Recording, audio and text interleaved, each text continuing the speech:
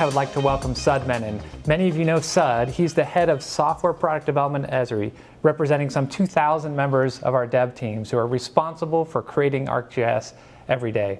Sud, thanks for being with us today. Hi, Brian. Hi, Lauren. Hi, Sud. So, Sud, how do the dev teams come together to make this magic happen? Could you tell us a little bit about how you're organized and how it's put together?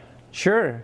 Yeah, we're organized by product and capability, right? The capability teams, by which we mean imagery, spatial analysis, 3D, they matrix into these product teams that represent the product architectures like Pro, Enterprise, Online, our developer products.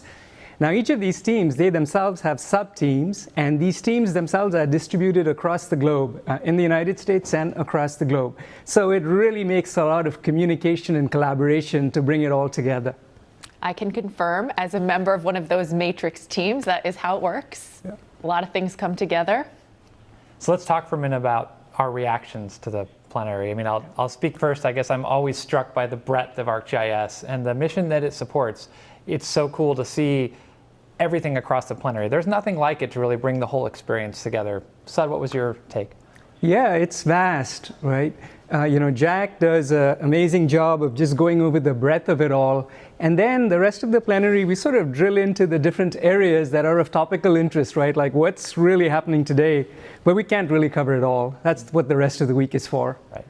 For sure. I know for myself, I was excited to see analysis kind of all throughout the Plenary, and I was particularly impressed by that demo in Grenada and seeing really the evolution of what's happening with analysis and imagery in general. Yes, that was amazing.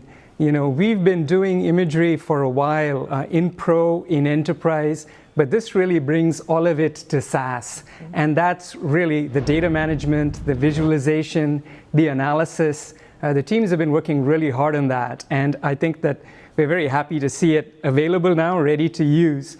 And it's got a lot of really new things too, like these new tiled imagery layers, right? They're really, full bit depth, all bands, great visualization on the client, and then you can do all of these raster analytics on those layers. So, something to really consider. And then I think the other things are that really the breadth of the functionality and the analytics, it's all there in this release, just like it's available in Enterprise and Pro. So that means like image processing, deep learning using pre-trained models, multidimensional analysis, and the full breadth of raster GIS analysis. So I think the teams work really hard on it, and we're all very excited. Agreed. I know that one of the things that really blew me away was seeing the National Forest Service and that multidimensional analysis that they're doing. I know a lot of you were also really excited about that. One of the things that I loved about that demo is that it brings out this reality, which is that our data is increasingly multidimensional. It's increasingly spatiotemporal. And so we have all of these tools at our fingertips to take advantage of that multidimensional nature of our data. And of course, it's not just image cubes, right? It's also all sorts of other kinds of vector time series data that we can use, things like space-time cubes, to do all sorts of forecasting and pattern analysis so that we can make better decisions and be resilient by understanding what's coming, which is critical. And we can really only do that by taking advantage of that spatiotemporal nature of our data. Yep. So if we're talking about multidimensional, let's talk about real time. Because to me, that's where it really starts to get really interesting. Because if you think about what we saw with Telluride, first it was this breadth of a story to help understand how they manage operations, right? But in the middle of it was this real-time data with velocity, which is so powerful. No, I could have guessed, Brian, that you were going to bring up velocity, since I know you're very involved in that product's development, but also because it's pretty amazing. And I know seeing that in Telluride really brings it to life. You really get a picture of just how powerful that kind of capability is. Right. And I think the way to think about it is GIS is no longer static. Mm-hmm. And that's what gets me so excited. Whether we're looking at real-time vectors like this or just flown imagery that's coming in just in time, it allows us to take decisions, to analyze information, and take action in real time, which we've never really done before. It's so powerful. Mm-hmm. Yeah. Another area we saw, was in the context of digital twins, and it's really about reality capture and 3D GIS. this reality capture from drones and aerial platforms, it's something that's really taken off. And, its ability to take these, nadir imagery and oblique imagery and generate all these products, including these 3D textured meshes, like we saw. And then you can bring these meshes into your GIS where they're sort of like this foundational GIS layer. But then on top of that, you can place, you can drape, you can fuse these other, GIS feature layers like points, lines, polygons, 3D objects. So they actually have attributes, they're transactionally updated. So this combination is sort of really like an intelligent base layer, right? You can touch on it, you can see what's there. You can also see it visually, very realistic. And then there's the rest of 3D GIS, and that itself has just grown, right? The visualization capabilities with are really amazing, like 3D symbols for points, for example. And then, of course, the interactive analytics powered by the GPU, like the shadow analysis that we saw during the plenary. And then also just the geoprocessing, standard analysis, all of it working on these new data types. So really, 3D GIS it's really coming together. Mm-hmm. I think it is clear to everyone who watched the plenary this morning that our data isn't just 2D, it's 3D, it's 4D, it's multidimensional, it's spatiotemporal, it's real time. Yes. It's really, everything is changing, and the technology is there to help us take advantage of it.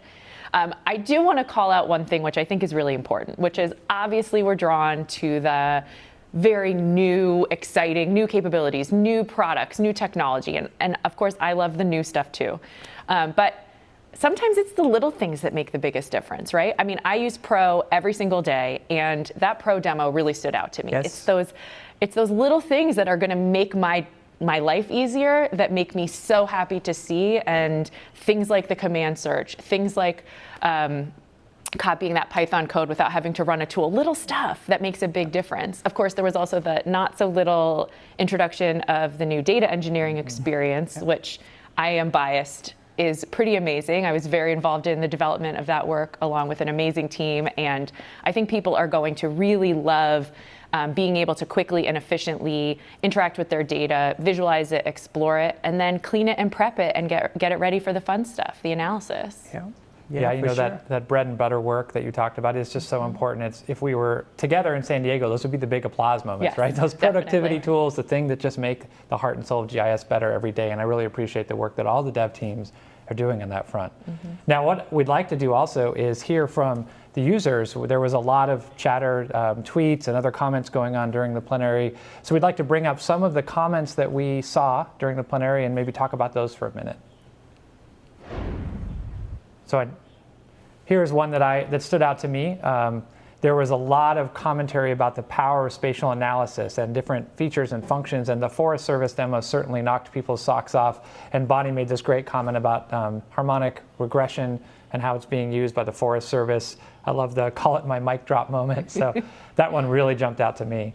Yeah, I loved that one also. That's great. I know here's another one where we've got folks really excited about things like that copy Python command. I knew people would be excited about the command search. I saw a lot of comments about that.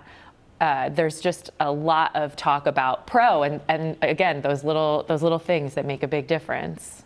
So pivoting a little bit to the sort of the frontiers, we did talk about Kubernetes a little bit, and I loved this pair of comments. We had a user talking early on about needing to know more about Kubernetes, and then you can see here in his second tweet that as we went through it in more depth, he's starting to get very intrigued. And I think that speaks to the journey that people are on about understanding the next generation of IT. Yes. Mm-hmm. And then we had a whole bunch of other comments, and it was really honestly hard to capture them all because there's so many great things being talked about. But I know one of them was getting into collaboration with hubs, and it really gets into the area of system engagement. And I'd really be interested, Sud, in your reflection on that because it's such a big frontier. Yeah, I think the system of engagement is a really huge and key aspect of GIS, right? You manage the data, you do analysis, and then you disseminate that understanding that you've gained. And basically our system of engagement is, we have creators, we have builders, we have developers using GIS tools and GIS, technology to create these experiences for citizens and stakeholders. And, that engagement technology like Web App Builder or Experience Builder or Instant Apps, we saw that, during the plenary. And it includes dashboards that have been really popular with our customers because they've been able to really represent what they are looking to do, right? So it requires lots of attention to detail, and the teams who work on these aspects really work really hard.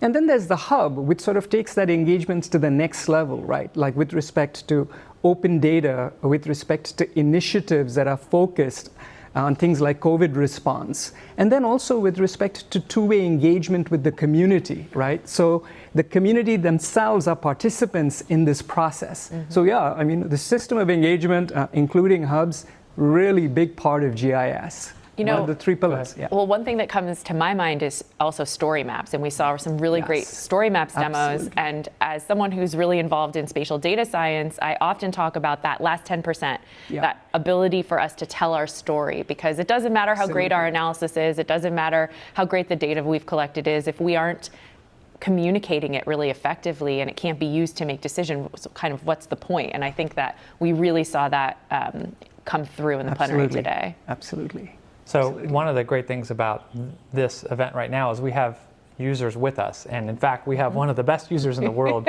Ray is on the other set. Yes, I am so excited to talk about the plenary. I really just sat and spent so much time listening, learning, taking notes down. And there are a couple things that really stood out to me. And they might seem simple to some of you guys because you're in and out of it day in and day out. But for me, the thing that I think really got me to take tons of notes was the global land cover map. I mean, this high resolution set of global land cover data. And that's something that, I geek out about stuff like that. I actually wrote a lot of my dissertation on the movement of wild animals and how we can understand their habitat needs better depending on the spatial resolution of the data we're using. So being able to see that we have this really fine scale information or fine spatial resolution information on the land cover all across the world means that other scientists, no matter where they're based, can understand the habitat needs as well as I can here somewhere in California. And that is advancing this conservation work so tremendously. I mean, I can't tell you, even 5 years ago, something like this could really blow our understanding of wildlife needs out of the water. So that was tremendous for me. I don't know if you guys also took a look at that. Yeah, it's amazing. It's really great. I think that's such a cool example, Ray, because it's, there's all of the work that went into creating that information product and all of the the really hardcore GIS work that went into creating it, and then all of the amazing GIS work that's going to happen using it as an input. It's amazing. Yes, I was just about to say that. Exactly what you did, because it's like you use GIS to create it, and then actually it is a foundational layer on which you do all of this modeling and analysis. Yeah, it's amazing. It's true. It's true. Yeah. That was just so impressive to me. And, I just have to say, there's a lot of, wild animals out there who just use the landscape in a very coarse resolution. But there's also some that react to really fine scale changes in the environment. And now we can actually model that properly because these tools have been developed. So I could go on and on about this improvement, but it was so nice to see in the plenary. It really got me thinking. I have some students who are tuning in, so I hope that they were also checking it out. And then the other thing that I really wanted to just applaud was the Grenada example, so again, like the focus on the Caribbean, the focus on some environmental issues there, and the walking through of all the different modeling work in Grenada. They ended up making a risk map that showed us, risk of, I believe it was landslides across the island. And those types of risk maps are also used in a lot of my work with wildlife conservation and can be used for so many both environmental and social issues to really pinpoint geographic locations where there might be some extremes. And that was just wonderful to see. That's the type of work I do all the time, making maps of where different wild animals are most at risk under different scenarios or even future scenarios. But even seeing where, the land might fall off into the coast where it's unsafe to build housing. All of those kinds of things are really tied in. When we're making successful conservation plans, it needs to include, social needs, infrastructure, et cetera. So that was a really, really great example. And I want to know if you guys also thought that was a winner. Yeah, for sure. It's so powerful hearing you talk about it, Ray, because you're doing it in the field every day, and all of the things that we think about as a software company are coming to action in your hands. So thank you, and you represent all of the users who are watching today with this tremendous work. It was like getting to sit backstage with Ray and watching you watch it. It felt kind of like I got to be in San Diego just to see a little glimmer of that excitement. So I feel pretty lucky about that. Yeah, that familiar feeling. So, okay, I don't want to let you guys go quite yet. I would love if the three of you could, if I could ask you guys to provide kind of a final comment. So when you saw the whole plenary put together, what does it mean to you in the big picture sense? What's the big idea that you felt was conveyed here today? Okay, well, I'll start, which is, and my quick comment is that I was left feeling like I have so much more to learn, right? I mean, it's one of the things I love about being in this field is that there's literally never going to be an end to what there is to learn, but I watch that and I work on the software, building it every day, and I was just, couldn't help but think, wow, I really need to take a step back and I have so much to learn, which is a really exciting place to be, I think. Lifelong learning. Yes, absolutely, yeah. What about you? Yeah, I think for me, the thing that comes through is the integrative power of GIS, right? GIS is data-driven. It works with all of these types of data, and it lets you really do analyses and visualizations that combine all of them together. Like even in that Grenada demo, we saw it starting off with imagery, deriving information from it, feature information, doing further analysis. Then it switched to 3D. We saw all of that in 3D. That's GIS, right? It's all together. It's not all segmented apart, right? Because these things are all related. And of course, in the world at large, these things are related. Then I think the other part is, the ability to build. So there's GIS, like we just spoke of. But then on it, we build these focused solutions. And they actually just leverage the technological power of GIS, but to their users, they're solutions. And ArcGIS Urban, for example, is one of them. And then I think, the last thing is that, we were still able to only scratch the surface. And there is a lot that's been worked on. All of the teams are very excited. They're here to present their work. And this is the week for it, so I just encourage you to go to the sessions, listen and learn and share your feedback. Mm-hmm.